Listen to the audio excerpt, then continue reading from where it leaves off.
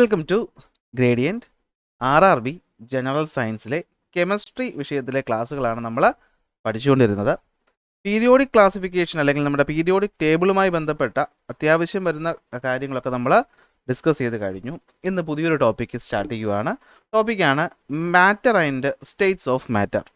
നമ്മുടെ 9ാം ക്ലാസ്സിലെ കെമിസ്ട്രിയിലാണ് നമ്മൾ മാറ്ററിനെ പറ്റിയിട്ടും അതുപോലെ സ്റ്റേറ്റ്സ് ഓഫ് മാറ്ററിനെ പറ്റിയിട്ടും അത്യാവശ്യം കുറച്ച് കാര്യങ്ങൾ ഡിസ്കസ് ചെയ്യുന്നത്. അപ്പോൾ ആ ചാപ്റ്റേഴ്സിനെ ബേസ് ചെയ്തിട്ടുള്ള ക്ലാസ്സുകളാണ് നമ്മൾ ഇന്ന് മുതൽ സ്റ്റാർട്ട് ചെയ്യുന്നത്. അപ്പോൾ നിങ്ങൾ മുന്നേയുള്ള ക്ലാസ്സുകൾ കണ്ടിട്ടില്ല എങ്കിൽ നിങ്ങൾക്ക് ഇനി വരുന്ന ക്ലാസ്സുകൾ കാണണമെന്നുണ്ടെങ്കിൽ ഈ ചാനൽ ഉറപ്പായിട്ടും സബ്സ്ക്രൈബ് ചെയ്യുക. അതോടൊപ്പം തന്നെ ബെല്ലൈക്കൺ ഇനേബിൾ ചെയ്യുക. PDF നോട്ടുകൾ കിട്ടാൻ വേണ്ടിയിട്ട് ടെലഗ്രാം ചാനലിൽ ജോയിൻ ചെയ്യുക. അപ്പോൾ നമ്മൾ ഇന്ന് സ്റ്റാർട്ട് ചെയ്യുവാണ്. മാറ്റർ എന്ന് പറഞ്ഞാൽ എന്താണ്? നമ്മളെ കെമിസ്ട്രി എന്ന വിഷയത്തിൻ്റെ അടിസ്ഥാനം തന്നെ മാറ്ററിൻ്റെ പറ്റിയുള്ള സ്റ്റഡിയാണ്, അല്ലെങ്കിൽ മാറ്ററിൻ്റെ കെമിക്കൽ പ്രോപ്പർട്ടിയെ പറ്റിയിട്ടാണ് നമ്മൾ കെമിസ്ട്രി എന്ന വിഷയത്തിൽ കൂടുതലായിട്ടും പഠിക്കുന്നത്. അപ്പോൾ എന്താണ് ഈ മാറ്റർ എന്ന് ചോദിച്ചാൽ നമുക്കതിന് കൊടുക്കാൻ പറ്റുന്ന ഏറ്റവും നല്ല ഡെഫിനിഷൻ എന്ന് വെച്ച് കഴിഞ്ഞാൽ മാസ് ഉള്ളതും ഒക്കുപ്പൈ ചെയ്യാൻ സ്പേസ് ആവശ്യമായിട്ടുള്ളതുമായ വസ്തുക്കളാണ് നമ്മൾ എന്ത് വിളിക്കുന്നത്? മാറ്റർ എന്ന് വിളിക്കുന്നത്. അപ്പോൾ എന്താണ് മാറ്ററിന്? ഉറപ്പായിട്ട് എന്തുണ്ടാവും? മാസ് ഉണ്ടാകും. എന്തുണ്ടാകും? മാസ് ഉണ്ടാകും. മാത്രമല്ല അതിന് ഒക്കുപ്പൈ ചെയ്യാനായിട്ട് എന്താണ്? സ്പേസും ആവശ്യമാണ്. സിമ്പിളായിട്ട് പറഞ്ഞു കഴിഞ്ഞാൽ നമ്മുടെ യൂണിവേഴ്സിലുള്ള എന്നെയും നിങ്ങളെയും അടക്കമുള്ള എല്ലാ വസ്തുക്കളും നിർമ്മിച്ചിട്ടുള്ളത് എന്ത് അടിസ്ഥാനപ്പെടുത്തിയിട്ടാണ്, അല്ലെങ്കിൽ എന്ത് വെച്ചിട്ടാണ്? മാറ്റർ വെച്ചിട്ടാണ്. അല്ലെങ്കിൽ ആ വസ്തുക്കളാണ് നമ്മൾ സിമ്പിളായിട്ട് എന്തെന്ന് പറയുന്നത്? മാറ്റർ എന്ന് പറയുന്നത്. അപ്പോൾ എന്താണ് മാറ്ററിൻ്റെ definition? Matter is defined as anything that has mass and occupies space. നമ്മൾ ഇമ്പോർട്ടൻ്റ് നമുക്ക് എങ്ങനെയാണെന്ന് വെച്ച് കഴിഞ്ഞാൽ യൂണിവേഴ്സിലുള്ള എല്ലാ സബ്സ്റ്റൻസും നിർമ്മിക്കപ്പെട്ടിട്ടുള്ളത് മാറ്ററിനെ അടിസ്ഥാനപ്പെടുത്തിയാണ്.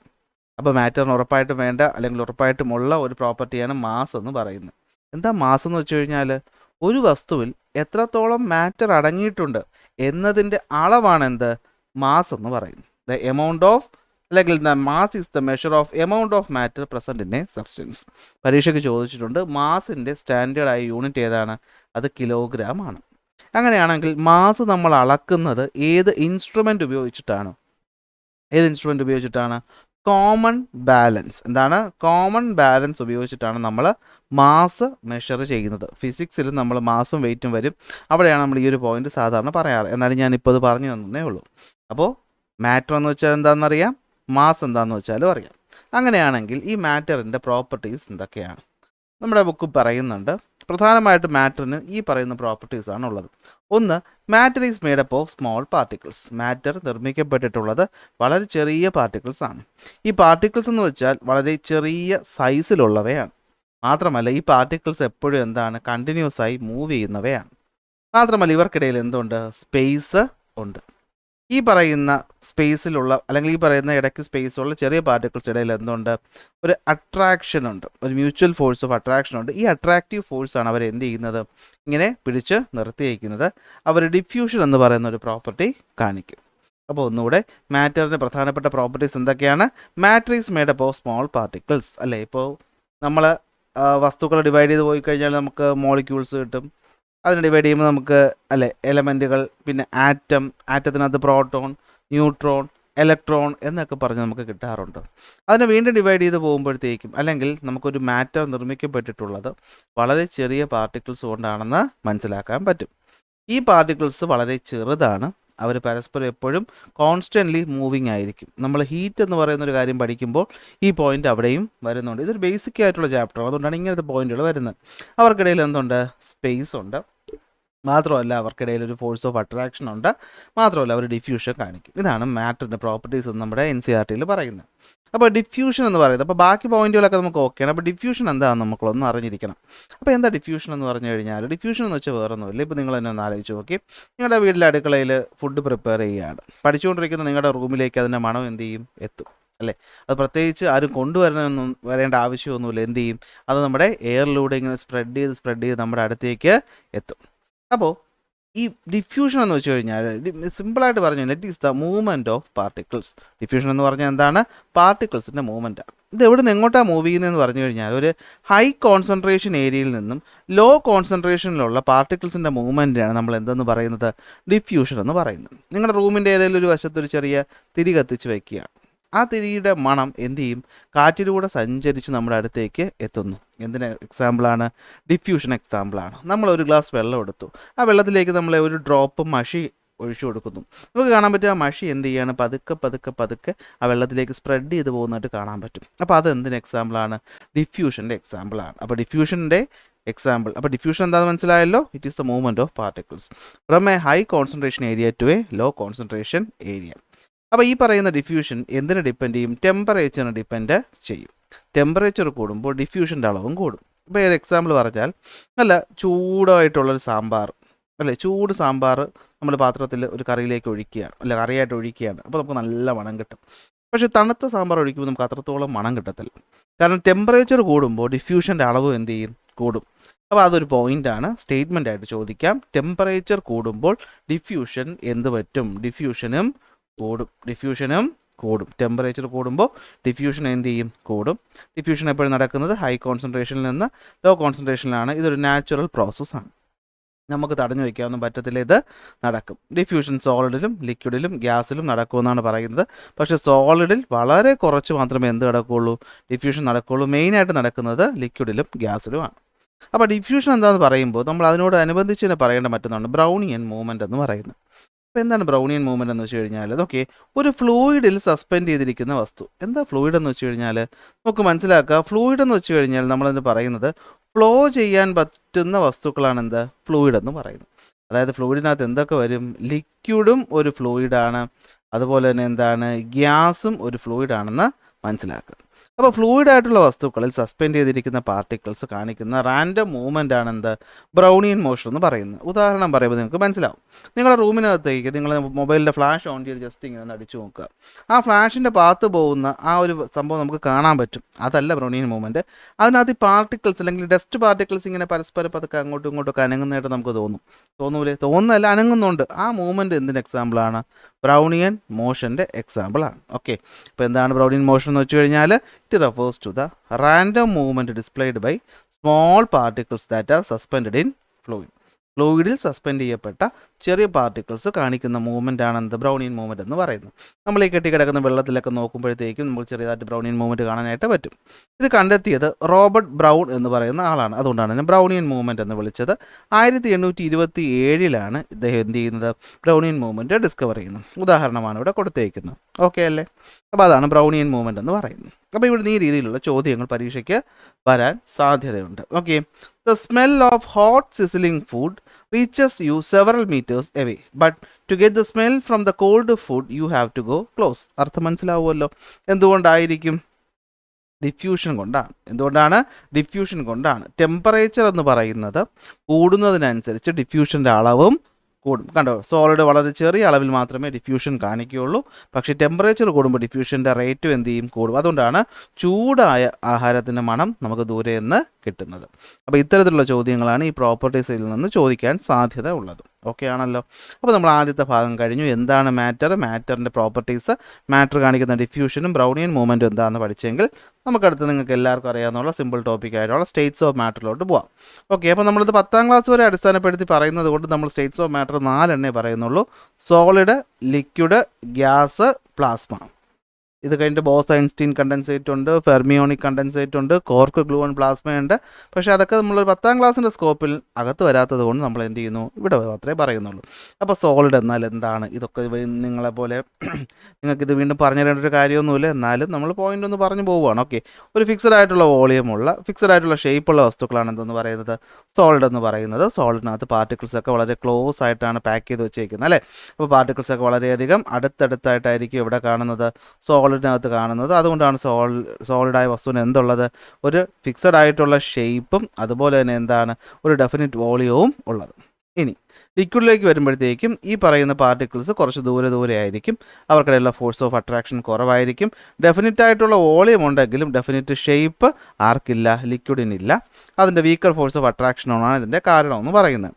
ഗ്യാസസിലോട്ട് വരുമ്പോഴത്തേക്കും പാർട്ടിക്കിൾസ് എന്തായിരിക്കും? പാർട്ടിക്കിൾസ് ഒരുപാട് ദൂരെ ആയിരിക്കും. പാർട്ടിക്കിൾസിന് എന്തില്ല? നമുക്കൊരു ഡെഫിനിറ്റ് ആയിട്ടുള്ള ഷേപ്പും ഇല്ല, അതുപോലെ തന്നെ വോളിയവും ഗ്യാസ് കാണിക്കത്തില്ല. ഏത് പാർട്ടിക്കിൾ അല്ലെങ്കിൽ ഏത് പറയുന്ന നമ്മളെന്താണ് കണ്ടെയ്നറിനകത്താണോ അതിനെ അടച്ചു വയ്ക്കുന്നത്, ആ കണ്ടെയ്നറിൻ്റെ ഷേപ്പായിരിക്കും ഗ്യാസും ലിക്വിഡും കാണിക്കാറും.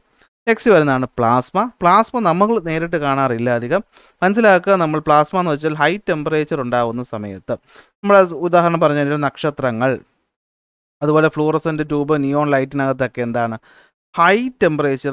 നമ്മളിപ്പോൾ തീനാളം നമ്മുടെ തീ, അതിൻ്റെ ആ ഒരു പ്രത്യേക ഷേപ്പ് എന്ന് പറയുന്നത് നമുക്ക് ലിക്വിഡ് ഒന്നും പറയാൻ പറ്റില്ല, ഗ്യാസ് എന്നും പറയാൻ പറ്റത്തില്ല.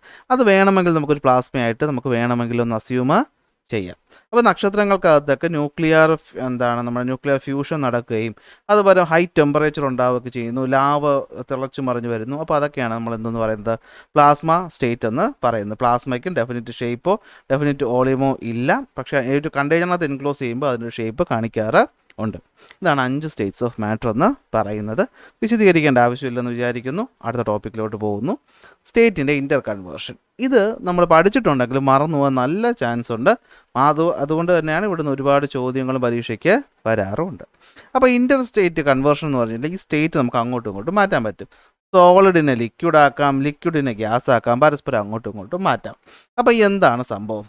സോളിഡായ ഒരു വസ്തുവിനെ നമ്മൾ ഹീറ്റ് കൊടുക്കുമ്പോഴാണ് എന്താവുന്നത്, അത് ലിക്വിഡ് ആവുന്നത്. ആ പ്രോസസ്സിന് നമ്മൾ മെൽറ്റിംഗ് എന്ന് പറയും, അത് നമുക്ക് എല്ലാവർക്കും അറിയാം. പക്ഷേ അതിന് ഫ്യൂഷൻ എന്നൊരു പേര് കൂടെ ഉണ്ട്. അപ്പോൾ സോളിഡായ ഒരു വസ്തു ഹീറ്റ് വലിച്ചെടുത്ത് ലിക്വിഡായിട്ട് മാറുന്ന പ്രോസസ്സിനെ വിളിക്കുന്ന പേര് ഫ്യൂഷൻ. എന്തുവാണ്? ഫ്യൂഷൻ. തിരിച്ച് ലിക്വിഡായിട്ടുള്ളൊരു വസ്തു ഹീറ്റിനെ കളഞ്ഞുകൊണ്ട് സോളിഡ് ആവുന്നതിന് നമ്മൾ സോളിഡിഫിക്കേഷൻ എന്ന് വിളിക്കും. എന്ത് വിളിക്കും? സോളിഡിഫിക്കേഷൻ. ഫസ്റ്റ് സ്റ്റേറ്റ് ഉണ്ടാകുന്ന ചേഞ്ച്. ഓക്കെ ആണല്ലോ. സോളിഡ് ലിക്വിഡ് ആകുന്നു, അത് ഫ്യൂഷൻ. ലിക്വിഡ് തിരിച്ച് സോളിഡ് ആകുന്നു, അതാണ് എന്ത് നമ്മുടെ സോളിഡിഫിക്കേഷൻ എന്ന് പറയുന്നത്. ഓക്കെ ആണല്ലോ. നെക്സ്റ്റ്, ലിക്വിഡ് ആയിട്ടുള്ള വസ്തു ഗ്യാസ് ആകുന്നതിന് വിളിക്കുന്ന പേര് വേപ്പറൈസേഷനാണ്. എന്തുവാണ്? ലിക്വിഡിനെ ചൂടാക്കുമ്പോൾ അത് ഗ്യാസ് ആയിട്ട് മാറുന്നതിന് വിളിക്കുന്ന പേര് വേപ്പറൈസേഷൻ. അപ്പോൾ ഇവിടെ ഒരു സംഭവമുണ്ട്. എന്താണ് ഇവോപ്പറേഷൻ? വേപ്പറൈസേഷനിലും ലിക്വിഡ് എന്തായിട്ട് മാറുകയാണ്? ഗ്യാസ് ആയിട്ട് മാറുകയാണ്. ഇവോപ്പറേഷൻ നടക്കുമ്പോഴും ലിക്വിഡ് എന്തായിട്ട് മാറുകയാണ്? ഗ്യാസ് ആയിട്ട് മാറുകയാണ്. അപ്പോൾ എന്താണ് ഇതിൻ്റെ വ്യത്യാസം എന്ന് നമ്മൾ അറിഞ്ഞിരിക്കണം. സോ മനസ്സിലാക്കുക, വേപ്പറൈസേഷൻ നടക്കുന്നത് എന്തിലായിരിക്കും? അതിൻ്റെ ബോയിലിംഗ് പോയിന്റിലായിരിക്കും. എന്തായിരിക്കും? അതിൻ്റെ ബോയിലിംഗ് പോയിന്റിലായിരിക്കും. ഉദാഹരണം, വെള്ളം 100 ഡിഗ്രി എന്ന് പറയുന്ന ടെമ്പറേച്ചറിൽ എത്തിയതിന് ശേഷം എന്തായിട്ട് മാറുകയാണ്? ഗ്യാസ് ആയിട്ട് മാറുകയാണ്, അല്ലെങ്കിൽ വേപ്പറായിട്ട് മാറുകയാണെങ്കിൽ അത് വേപ്പറൈസേഷൻ. നേരെ മറിച്ച് നിങ്ങളൊന്ന് ആലോചിച്ച് നോക്കിയേ, നമ്മൾ തുണി കഴുകി ഇടുന്നു അല്ലേ? തുണി കഴുകി വിരിച്ചിടുമ്പോഴത്തേക്കും തുണിയിലുള്ള വെള്ളം എന്തായിട്ട് മാറുകയാണ്? വാട്ടർ വേപ്പറായിട്ട് മാറി പോവുകയാണ്. പക്ഷേ 100 ഡിഗ്രി ടെമ്പറേച്ചറിൽ എത്തിയിട്ടാണോ അത് നടക്കുന്നത്? അല്ല, എങ്കിൽ തുണിയൊക്കെ കത്തിപ്പോവും. അപ്പോൾ എന്താണ്? ലിക്വിഡായിട്ടുള്ളൊരു വസ്തു ഗ്യാസായിട്ട് മാറുന്നു at A temperature that is below the boiling point. ഒരു ലിക്വിഡിൻ്റെ ബോയിലിംഗ് പോയിൻറ്റിൽ താഴെയുള്ളൊരു ടെമ്പറേച്ചറിൽ സർഫസിൽ നിന്നുള്ള ഹീറ്റ് വലിച്ചെടുത്ത് ലിക്വിഡ് എന്തായിട്ട് മാറുന്നു? ഗ്യാസായിട്ട് മാറുന്നെങ്കിൽ അതാണ് എന്തെന്ന് പറയുന്നത്? ഇവോപ്പറേഷൻ എന്ന് പറയുന്നത് അല്ലേ? Temperature below it's boiling point ഞാൻ ഇവിടെ അത് കൊടുത്തിട്ടുണ്ട്. അപ്പോൾ ബോയിലിംഗ് പോയിൻറ്റിൽ താഴെയുള്ള ടെമ്പറേച്ചറിലാണെങ്കിൽ അത് ഇവോപ്പറേഷനും, ബോയിലിംഗ് പോയിൻറ്റിൽ നടക്കുമ്പോഴാണ് അത് നമ്മുടെ സ്റ്റേറ്റ് ചേഞ്ച് ചെയ്യുന്ന വേപ്പറൈസേഷനായിട്ട് മാറുന്നത്. തിരിച്ച് ഗ്യാസ് ലിക്വിഡായിട്ട് മാറുന്നത് നമ്മൾ കണ്ടൻസേഷൻ എന്ന് വിളിക്കും. എന്ത് വിളിക്കും? കണ്ടൻസേഷൻ. ഓക്കെ ആണല്ലോ. നെക്സ്റ്റ്, ഗ്യാസ് സോളിഡ് ആവുന്നു, സോളിഡ് ഗ്യാസ് ആവുന്നു, വിളിക്കുന്ന പേര് സബ്ലിമേഷൻ. എന്താണ്? സബ്ലിമേഷൻ. നമ്മുടെ വീട്ടിലൊക്കെ ഉപയോഗിക്കുന്ന പാറ്റ ഗുളിക എന്ന് പറയുന്ന നാഫ്തലീൻ ഗുളിക എന്ത് ചെയ്യുന്നു? നമ്മളൊരു സ്ഥലത്ത് ഇട്ടേക്കുന്നു, കുറച്ച് കഴിയുമ്പോൾ കാണാതെ പോകും. പക്ഷേ അത് ലിക്വിഡ് ആവുന്നില്ല, ഡയറക്റ്റായിട്ട് ഗ്യാസ് ആയിട്ട് മാറുന്നു. മറ്റൊരു സാധനം എന്ന് വെച്ച് കഴിഞ്ഞാൽ നമ്മളെ ഡ്രൈ ഐസ്. ഓക്കെ, നിങ്ങൾ കേട്ടിട്ടുണ്ടാവും ഡ്രൈ ഐസ് എന്ന് പറയുന്നത്. എന്താണത്? സോളിഡ് ആയിട്ടുള്ള കാർബൺ ഡൈ ഓക്സൈഡ് ആണെന്ത്? ഡ്രൈ ഐസ് എന്ന് പറയുന്ന അതൊരു പ്രീവിയസ് ചോദ്യമാണ്. അപ്പോൾ ഈ പറയുന്ന സോളിഡ് ആയിട്ടുള്ള കാർബൺ ഡൈ ഓക്സൈഡ് എന്ത് കാണിക്കാറുണ്ട്? സബ്ലിമേഷൻ കാണിക്കാറുണ്ട്. അത് ഡയറക്റ്റായിട്ട് ഗ്യാസ് ആയിട്ട് അല്ലെങ്കിൽ പുകയായിട്ട് എന്ത് ചെയ്യാറുണ്ട്? മാറാറുണ്ട്. നമ്മൾ ഈ സീരിയലിലും സിനിമയിലും ഒക്കെ ഈ പറയുന്ന പുക എഫക്റ്റ് കിട്ടാൻ വേണ്ടിയിട്ട് നമ്മൾ ഉപയോഗിക്കുന്നത് ഡ്രൈ ഐസ് ആണ്. അപ്പോൾ ഇൻ്റർ കൺവേർഷൻ മനസ്സിലായി കാണുമല്ലോ. ഒന്നുകൂടെ പറയുന്നു, ശ്രദ്ധിച്ച് കേൾക്കുക. സോളിഡായ വസ്തു ഹീറ്റ് വലിച്ചെടുത്ത് ലിക്വിഡായി മാറിയാൽ അതിനെ വിളിക്കുന്ന പേര് മെൽറ്റിംഗ് എന്ന് നമുക്കറിയാം. അതിന് ഫ്യൂഷൻ എന്നൊരു പേര് കൂടെ ഉണ്ട്. തിരിച്ച് ലിക്വിഡ് സോളിഡ് ആയാൽ അത് സോളിഡിഫിക്കേഷൻ. ഇവിടെ പോയിന്റുകൾ ഞാൻ കൊടുക്കുന്നുണ്ട്. ലിക്വിഡിനെ ചൂടാക്കി ഗ്യാസ് ആക്കുമ്പോൾ വേപ്പറൈസേഷൻ, പക്ഷേ ബോയിലിംഗ് പോയിന്റിൽ താഴെയാണ് അത് നടക്കുന്നതെങ്കിൽ അത് ഇവോപ്പറേഷൻ ആണെന്ന് മറന്നു പോകരുത്. തിരിച്ച് ഗ്യാസ് ലിക്വിഡ് ആയാൽ അത് കണ്ടൻസേഷൻ. സോളിഡ് ഡയറക്റ്റായിട്ട് ഗ്യാസ് ആവുന്ന പ്രോസസ്സാണ് എന്ത്? സബ്ലിമേഷൻ എന്ന് പറയുന്നത്. ഉദാഹരണങ്ങൾക്ക് ഇമ്പോർട്ടൻസ് ഉണ്ട്. ഓക്കെ, അപ്പോൾ ഇതാണ് നമ്മുടെ സ്റ്റേറ്റ് കൺവേർഷൻ എന്ന് പറയുന്നത്. അപ്പോൾ ഞാൻ പറഞ്ഞു സ്റ്റേറ്റ് കൺവേർഷൻ നടക്കുന്നത് അത്രയും എന്തിനെ അടിസ്ഥാനപ്പെടുത്തിയിട്ടാണ്? നമ്മൾ അതിലേക്ക് കൊടുക്കുന്ന ഹീറ്റിനെ അടിസ്ഥാനപ്പെടുത്തിയാണ് അല്ലേ? അപ്പോൾ ഹീറ്റ് കൊടുക്കുമ്പോഴാണ് സ്റ്റേറ്റ് കൺവേർഷൻ നടക്കുന്നത്. അപ്പോൾ ഈ ഹീറ്റിനെ പറ്റി പറയുമ്പോൾ നമ്മൾ ഉറപ്പായിട്ടും പറഞ്ഞിരിക്കേണ്ടതാണ് ലേറ്റൻറ്റ് ഹീറ്റ് എന്ന് പറയുന്നത്. അപ്പോൾ എന്താണ് ലേറ്റൻറ്റ് ഹീറ്റ്? ഒരു എക്സാമ്പിൾ പറയുകയാണ്. നിങ്ങൾ സ്കൂളിലൊക്കെ പഠിച്ചിട്ടപ്പോൾ ടീച്ചേഴ്സ് പറയുന്ന അതേ എക്സാമ്പിളാണ്. നമ്മൾ ഐസിനെ എടുക്കുന്നു. ഐസിനെ എടുത്തിട്ട് ഇവിടെ എന്ത് വയ്ക്കുന്നു? ഒരു തെർമോമീറ്റർ വയ്ക്കുന്നു. എന്ത് വയ്ക്കുന്നു? ഒരു തെർമോമീറ്റർ. അറിയാമല്ലോ, ടെമ്പറേച്ചർ അളക്കാൻ ഉപയോഗിക്കുന്ന ഉപകരണമാണ് തെർമോമീറ്റർ. നമ്മളതിനെ എന്ത് ചെയ്യുന്നു? ചൂടാക്കുന്നു. അപ്പോൾ നമുക്കറിയാം ഐസ് ഇരിക്കുന്നത് 0 ഡിഗ്രി സെൽഷ്യസിലാണ്. ഈ 0 ഡിഗ്രി സെൽഷ്യസിലുള്ള ഐസിനെ നമ്മൾ ചൂടാക്കുമ്പോൾ ഇത് കുറേ സമയത്തേക്ക് അതിന് ടെമ്പറേച്ചർ കൂടി വരും. അതായത് ഇപ്പോൾ ആദ്യം ഇരിക്കുന്ന ചിലപ്പോൾ ഒരു -5-ലായിരിക്കും. അത് എത്രയിലെത്തും? 0 ഡിഗ്രിയിലെത്തും. എത്രയിലെത്തും? 0 ഡിഗ്രിയിലെത്തും. പിന്നെ നമ്മൾ കാണുന്നത് എന്താണെന്ന് വെച്ച് കഴിഞ്ഞാൽ കുറച്ച് നേരത്തേക്ക് നമ്മൾ ചൂട് കൊടുക്കുമ്പോൾ തെർമോമീറ്ററിലെ റീഡിങ് മാറുന്നില്ല. കുറച്ച് നേരം നമ്മൾ ഹീറ്റ് കൊടുക്കുന്നു, തെർമോമീറ്ററിലെ റീഡിങ് എന്ത് ചെയ്യുന്നില്ല? മാറുന്നില്ല. അപ്പം നമ്മൾ ഈ കൊടുക്കുന്ന ഹീറ്റ് എവിടെ പോയി എന്ന് ചോദിച്ചാൽ നമ്മൾ ആ കൊടുക്കുന്ന ഹീറ്റ് അവിടെ എന്തിനു വേണ്ടി ഉപയോഗിക്കുകയാണ്? സോളിഡായി ഇരിക്കുന്ന ഐസിനെ എന്താക്കി മാറ്റുകയാണ്? ലിക്വിഡായിട്ട് മാറ്റിക്കൊണ്ടിരിക്കുകയാണ്. അതായത് അവിടുത്തെ എന്ത് ചേഞ്ച് ചെയ്യുകയാണ്? സ്റ്റേറ്റ് ചേഞ്ച് ചെയ്യുകയാണ്. എന്ത് ചേഞ്ച് ചെയ്യുകയാണ്? സ്റ്റേറ്റ് ചേഞ്ച് ചെയ്യുകയാണ്. അപ്പോൾ ഈ സ്റ്റേറ്റ് ചേഞ്ച് ചെയ്യാൻ വേണ്ടിയിട്ട് ഉപയോഗിക്കപ്പെടുന്ന ഹീറ്റാണ് എന്ത്? ലേറ്റൻറ്റ് ഹീറ്റ് എന്ന് പറയുന്നത്. നമ്മളൊരു ടെമ്പറേച്ചർ ഹീറ്റ് ഗ്രാഫ് വരച്ചാൽ കുറച്ച് നേരത്തേക്ക് നമ്മൾ കൊടുക്കുമ്പോൾ നമ്മൾ കാണുന്നത് ഹീറ്റ് ഉപയോഗിക്കുന്നുണ്ട്, പക്ഷേ ടെമ്പറേച്ചർ എന്ത് ചെയ്യുന്നില്ല? കൂടുന്നില്ല അല്ലേ? ഹീറ്റ് ഉപയോഗിക്കുന്നുണ്ട്, പക്ഷേ ടെമ്പറേച്ചർ എന്ത് ചെയ്യുന്നില്ല? കൂടുന്നില്ല. അപ്പോൾ ഈ കൊടുക്കുന്ന ഹീറ്റാണ് എന്ത്? ലേറ്റൻറ്റ് ഹീറ്റ് ഓഫ് ഫ്യൂഷൻ എന്ന് വിളിക്കുന്നത്. ഇനി അപ്പോഴത്തേക്കും കുറച്ച് സമയം കഴിയുമ്പോൾ നമ്മൾ ഈ പറയുന്ന സോളിഡായ ഐസ് എന്തായിട്ട് മാറിയിട്ടുണ്ടാകും? അത് ലിക്വിഡായിട്ട് മാറിയിട്ടുണ്ടാകും. ടെമ്പറേച്ചർ അപ്പോഴും എത്ര തന്നെ ആയിരിക്കും? 0 ഡിഗ്രിയിലായിരിക്കും. ഇനി വീണ്ടും നമ്മൾ ഹീറ്റ് കൊടുക്കുമ്പോൾ ടെമ്പറേച്ചർ കൂടി എത്രയിലെത്തുന്നു എന്ന് വിചാരിക്കുക? ഒരു 100 ഡിഗ്രി സെൽഷ്യസിൽ എത്തുന്നു എന്ന് വിചാരിക്കാം. അപ്പോൾ ഈ 100 ഡിഗ്രി സെൽഷ്യസിൽ എത്തിക്കഴിയുമ്പോൾ വീണ്ടും ഇതുപോലെ തന്നെ നമ്മൾ കുറേ നേരം ഹീറ്റ് കൊടുക്കുന്നു. അതായത് ഹീറ്റിൻ്റെ അളവെന്ന് പറയുന്നത് എന്ത് ചെയ്യുന്നു? കൂടുന്നു. ഹീറ്റിൻ്റെ അളവ് എന്ത് ചെയ്യുന്നു? കൂടുന്നു. പക്ഷേ ടെമ്പറേച്ചറിന് എന്ത് വരുന്നില്ല? മാറ്റം വരുന്നില്ല. ആ സമയത്തും എന്ത് പറ്റും? ഈ 100 ഡിഗ്രിയിലിരിക്കുന്ന വെള്ളം എന്തായിട്ട് മാറും? 100 ഡിഗ്രിയിലുള്ള സ്റ്റീമായിട്ട് മാറും. അപ്പോൾ ഈ സമയത്ത് നമ്മൾ കൊടുക്കുന്ന ഹീറ്റ് എന്തിനു വേണ്ടിയിട്ട് ഉപയോഗിക്കുന്നു? സ്റ്റേറ്റിനെ ചേഞ്ച് ചെയ്യാൻ വേണ്ടി ഉപയോഗിക്കുന്നു. അതിനെ വിളിക്കുന്ന പേരാണ് ലേറ്റൻറ്റ് ഹീറ്റ് ഓഫ് വേപ്പറൈസേഷൻ. അപ്പോൾ ഇതാണ് രണ്ടെണ്ണം: ലേറ്റൻറ്റ് ഹീറ്റ് ഓഫ് ഫ്യൂഷനും latent heat of vaporisation. Okay ആണല്ലോ? അപ്പോൾ ലേറ്റൻറ്റ് ഹീറ്റ് എന്ന് പറയുന്നത് സ്റ്റേറ്റ് ചേഞ്ച് ചെയ്യാൻ വേണ്ടി ഉപയോഗിക്കുന്ന ഹീറ്റ് എന്നാണ് അതിൻ്റെ അർത്ഥം. അപ്പോൾ എന്താണ് ലേറ്റൻറ്റ് ഹീറ്റ് ഓഫ് ഫ്യൂഷൻ എന്ന് വെച്ച് കഴിഞ്ഞാൽ? It is the amount of heat required to convert. ഒരു അളവുണ്ട്.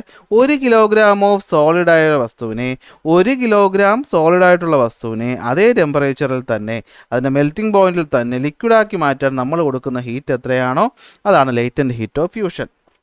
ഇനി ലേറ്റൻറ്റ് ഹീറ്റ് ഓഫ് വേപ്പറൈസേഷൻ എന്ന് വെച്ച് കഴിഞ്ഞാൽ എന്തായിരിക്കും? It is the amount of heat required to convert എന്താണ്? 1 kilogram of liquid at its boiling point to gas at the same temperature. ഇതിനാണ് നമ്മൾ എന്ത് വിളിക്കുന്നത്? ലേറ്റൻറ്റ് ഹീറ്റ് ഓഫ് വേപ്പറൈസേഷൻ എന്ന് വിളിക്കുന്നത്. ഓക്കെ, അപ്പോൾ ലേറ്റൻറ്റ് ഹീറ്റ് ഓഫ് ഫ്യൂഷനും വേപ്പറൈസേഷനും എന്താണ്? ഒരു വസ്തുവിനെ, സോളിഡായ വസ്തുവിനെ അതിൻ്റെ മെൽറ്റിംഗ് പോയിന്റിൽ ലിക്വിഡാക്കാൻ വേണ്ടത് ലേറ്റൻറ്റ് ഹീറ്റ് ഓഫ് ഫ്യൂഷൻ. ലിക്വിഡായ വസ്തുവിനെ അതേ ടെമ്പറേച്ചറിലുള്ള ഗ്യാസാക്കി മാറ്റാൻ വേണ്ടത് ലേറ്റൻറ്റ് ഹീറ്റ് ഓഫ് വേപ്പറൈസേഷൻ. അപ്പോൾ അതാണ് ലേറ്റൻറ്റ് ഹീറ്റ് ഓഫ് ഫ്യൂഷനും latent heat of vaporisation. Okay ആണല്ലോ? അപ്പോൾ ഇന്ന് വളരെ സിമ്പിളായിട്ടുള്ള അടിസ്ഥാനമായിട്ടുള്ള കാര്യങ്ങളാണ് പഠിച്ചിട്ടുള്ളത്. പുതിയ ഒരു പോയിൻറ്റും ഇതിനകത്ത് ഇല്ലെന്നറിയാം, പക്ഷേ പണ്ട് പഠിച്ച പോയിൻറ്റുകളൊന്ന് ഓർമ്മിക്കുക എന്നതാണ് നമ്മൾ ഇന്നത്തെ ക്ലാസ്സിൻ്റെ ലക്ഷ്യം എന്ന് പറയുന്നത്. അപ്പോൾ ഇപ്പോഴും നിങ്ങൾ ക്ലാസ്സുകൾ കണ്ടുകൊണ്ടിരിക്കുന്നുണ്ടെങ്കിൽ ഉറപ്പായിട്ട് ലൈക്ക് ചെയ്യുക, ഷെയർ ചെയ്യുക, സബ്സ്ക്രൈബ് ചെയ്യുക. അടുത്ത ക്ലാസ് നമുക്ക് അടുത്ത ടോപ്പിക്കുമായിട്ട് കാണാം.